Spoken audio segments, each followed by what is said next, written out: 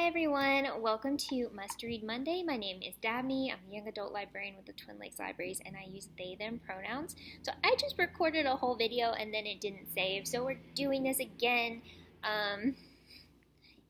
So this episode is we are talking about books for Disability Pride Month. So if you don't know what that is, I'm going to read you a little bit from Wikipedia. So Disability Pride Month celebrates people with disabilities, their identities, their culture, and their contributions to society. It also seeks to change the way people think about and define disability, to end the stigma of disability, and to promote the belief that disability is a natural part of human diversity in which people living with disabilities can celebrate and take pride. It is a chance for people with disabilities to come together and celebrate being themselves, no matter their differences.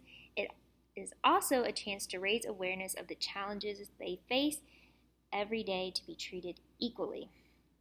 So if you are like me, and I used to kind of have like a very limited understanding of like what actually disability includes, because I thought it was, back in the day, I thought it was mostly just physical disabilities, but disabilities may be cognitive, developmental, intellectual, mental, physical, sensory, or a combination of multiple factors. Disabilities can be present from birth or can be acquired during a person's lifetime. So, one thing I kind of remember reading from like a disability rights activist talking about how people should, whether you have a disability or not, people should definitely be advocating for equal rights and like accessibility for people who have disabilities, because it could happen to you at any time. You could be in an accident, you could have some kind of health thing and become disabled. So it is important to definitely champion equal rights and accessibility for all people. So we're going to get into some books that are kind of about that and just about like lived experiences. And we're going to start off with some nonfiction. So first up, we have Disability Visibility, 17 first-person stories for today. And this is adapted for young adults, meaning the original edition was for adults. This is for teens. Then we have Body Talk, 37 voices explore our radical anatomy. So this isn't just about like disabilities, it's about a lot of different things, but it includes that. So there you go. We have, for some older teen readers, a quick and easy guide to sex and disability. So if you have questions, you want to know, this is a good starting place. And it is told like through illustration. So it's like an illustrated novel, graphic novel, but it's nonfiction. Just want to clarify. And then we've got some memoirs. So we've got work with what you got. I totally missed that word up there. I was like, okay. We've got A Face for Picasso. And then we've got Bless the Blood, a cancer memoir. And this is told in verse. So if you love poetry, definitely check this out. And then I kind of wanted to mention a couple manga that we have. So like all the other books I'm talking about there at the Hancock branch, we have a ton of books at the Mary Vinson that cover characters with disabilities, like so many. And I could not bring them all over here. So I'm like, we're just going to concentrate on what's here, except these two are the exceptions. So Run on Your New Legs, the main character of this was like kind of a top tier high school soccer player, gets in a car accident and loses most of his leg, has to be amputated. And so now he's kind of like definitely went through some like very dark times, like, and closed himself off from like friends and family and kind of felt like his life was over. Now he started a new high school and gets recruited to join the track and field team, even though like he has no experience and he kind of feels like he can't do it. But he ends up getting a new prosthesis and kind of like a sponsor who's there to like help him, and he starts like learning and training, and it's really good.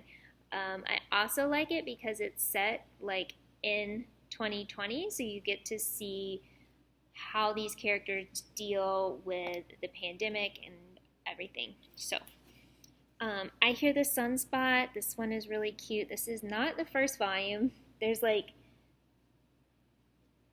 multiple series, so this is like after the first like 3 books, then there's this one. Anyways, the main character is a college student, and he responds to an ad to help take notes for another student who is deaf. And so throughout this, he is learning more about like the deaf community and how to be a good friend, and yeah, and it's a really, really sweet story. So some more books. This one I listened to recently is the Luis Ortego Survival Club, and the main character is autistic and has selective mutism, which means she's not always able to talk. In fact, most of the time she does not feel comfortable talking unless it's somebody who's family. She has like one teacher, and then eventually as she makes friends, she starts feeling comfortable talking with them. We have 2 books where the characters have cerebral palsy. So we have Where You See Yourself and Love Letters for Joy. And then this book, Give Me a Sign, the main character is deaf, but she feels like she doesn't really fit in with the deaf community or the hearing community because she still has some hearing, but it's like either way, she just feels like she doesn't belong. But she goes to a summer camp to learn ASL and starts making some friends and connections. Then we have, this is sorry about that. I accidentally hit a button and cut off the video. This is a fantasy series. It's like a trilogy, and the main character has Down syndrome. So it's called The Good Hawk. And we have the whole trilogy here. And then finally we have Turning.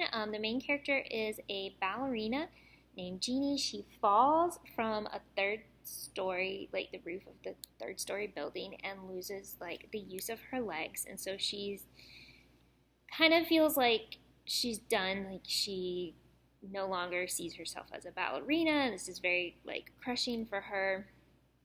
But as she's like recovering, she ends up, let's see, it says, the Soul Bright Light is a cute boy at physical therapy, an ex-gymnast whose brain injury has halted his ability to compete, and who, more than most, understands what Jeannie's going through.